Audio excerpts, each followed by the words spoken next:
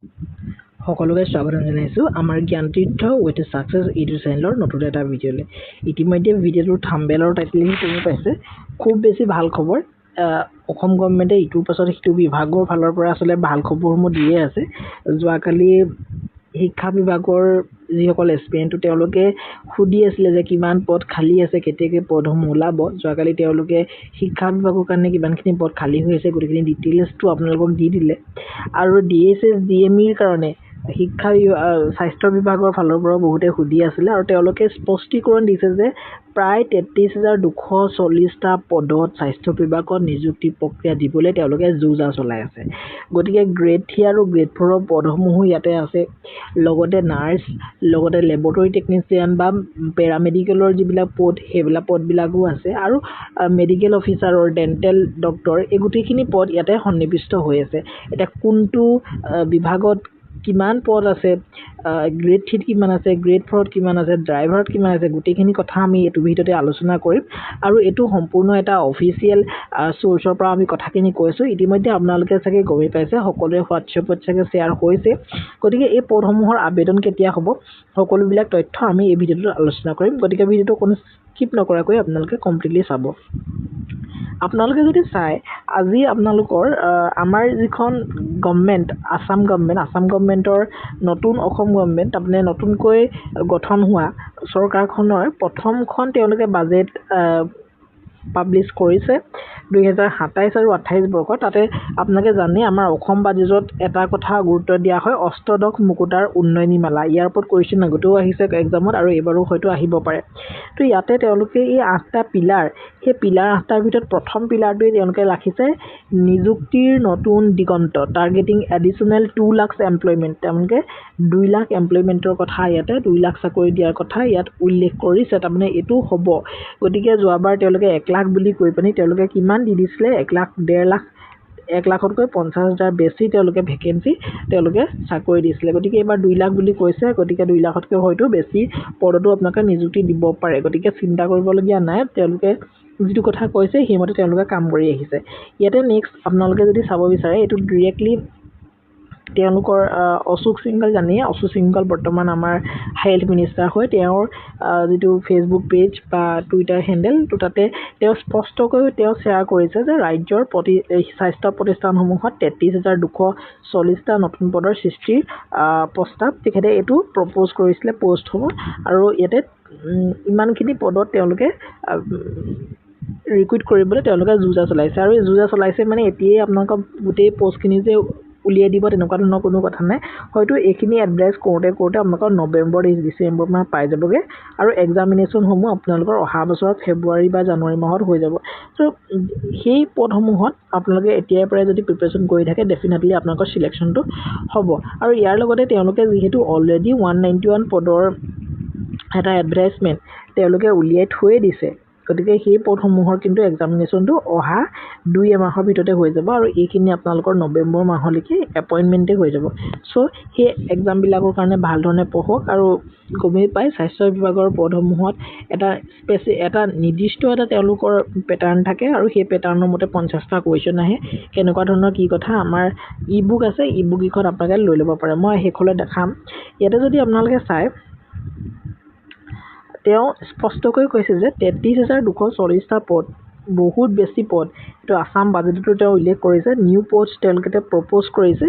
আমাৰ MBBS doctor আপোনালোকে যদি চায়, প্ৰতিখন ডিষ্ট্ৰিক্টতে প্ৰায় MBBS ডক্টৰ বহুখিনিয়ে খালী হৈ আছে।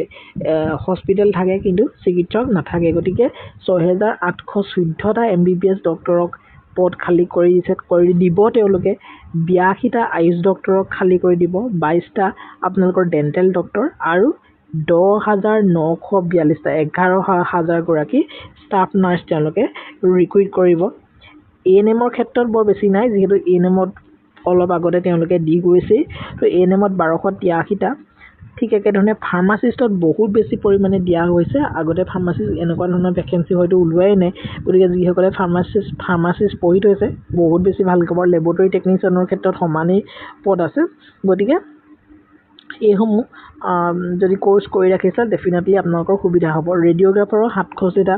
ঠিক একেধৰণে আপোনালোকৰ গ্ৰেড 3 আৰু গ্ৰেড 4 মিলাই পানি 4625টা আৰু আগতে অসম চৰকাৰৰ স্বাস্থ্য বিভাগত গ্ৰেড 3 আৰু গ্ৰেড 4 মিলাই পানি ইমান পদ অহা নাছিলে হয়তো টেকনিক্যাল নন টেকনিক্যাল আৰু গ্ৰেড 4 মিলাই পানি ইমান আহিছিলে কিন্তু গ্ৰেড 3 আৰু গ্ৰেড 4 মিলাই ইমান অহা নাছিলে ইয়াতে টেকনিক্যালখিনিটো এক্সট্ৰা টেকনিক্যালখিনিটো বহুত আছে ইয়াতে কেৱল গ্ৰেড 3 আৰু আপোনালোকৰ গ্ৰেড 4 ধৰি লওক ইয়াত গ্ৰেড 4 যদি 2500 থাকে বাকি প্ৰায় 2000ৰ ওপৰতে আপোনালোকৰ কিহৰ থাকিব গ্ৰেড 3 কাৰণে থাকিব গতিকে ড্ৰাইভাৰৰ কাৰণে 67টা পদ তো এই ধৰণে পদসমূহ ইয়াতে দিয়া হৈছে গতিকে এটো খুব বেছি ভাল খবৰ অতি সোনকালে এখিনি হয়তো তেওঁলোকে এডভাৰটাইজমেন্ট পাবলিশ কৰিব যিহেতু তেওঁ নিজৰ হেন্ডেলতে এটো ঘোষণা কৰিছে এটো কোনো ফেক নিউজ বা এনেকুৱা ধৰণৰ নহয় সো ভাল ধৰণে প্ৰিপাৰেচন কৰি থাকক আৰু কেৱল আপোনালোকে এটা এক্সামৰ কাৰণে আপোনালোকে যদি আপোনালোকে নাৰ্সিং কৰিছে বা ডক্টৰ হয়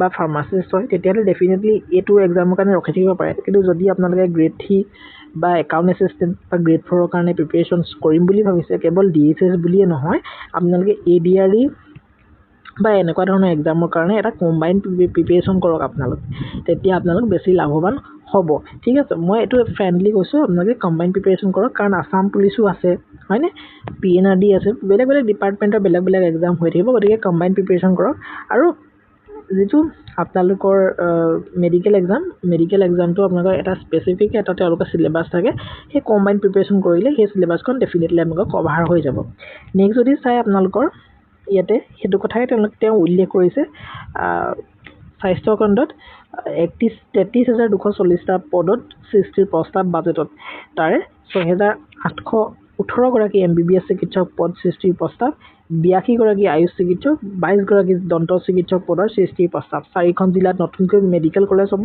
গোৱালপাৰা হাইলাকান্দি হুজাই বজালিত হ'ব মেডিকেল কলেজ তো এইখিনি কথাই এটা সৰু ইনফৰমেশন দিবলৈ আমি ভিডিওটো প্ৰস্তুত কৰিলো আৰু এতিয়া যদি আপোনালোকে যিসকলে ডিএসএস ডিএমই কাৰণে প্ৰিপাৰেচন কৰিম বুলি ভাবিছে তেতিয়া হলে লাগিলে হিয়া ষ্টাফ নাৰ্সে হওক লাগিলে বা আপুনি যদি ফাৰ্মাসিষ্ট হওক বা আপুনি যদি ল্যাবৰেটৰী টেকনিশিয়ানে হওক আপোনালোকে এই বুক এখন ল'ব পাৰে এই বুক এখন আমি 191 পদৰ কাৰণে একচুয়ালি লঞ্চ কৰিছিলো কিন্তু সিলেবাস যেহেতু একেটাই থাকিব গতিকে আপোনালোকে আগতীয়াকে এই বুক এখন পঢ়ি পানি আপোনালোকে নিজকে অকমান বেসটো আপোনালোকে এটা বুইল্ড কৰি ৰাখিব পাৰে ষ্ট্ৰংলি তো ইয়াতে যদি লাগে এটো ফোন নাম্বাৰ এই ফোন নাম্বাৰত আপোনালোকে WhatsApp কৰিলেই হ'ব ইয়াতে আমি কেনেকুৱা ধৰণৰ ই-বুক আসলে দেখাই থৈছো ই-বুক 4খন পাব এখন হৈছে জেনাৰেল ইংলিশ এখন আছে আপোনালোকৰ জেনাৰেল কোৱান্টিটিভ এপ্টিটিউড এখন আছে জেনাৰেল সায়েন্স আৰু এখন আছে জেনাৰেল নলেজ তো গোটেই ই-বুক এখন কেনেকুৱা ধৰণৰ কি কথা ইউটিউবত আমি ভিডিও দি থৈছো আপোনালোকে চাই ল'ব পাৰে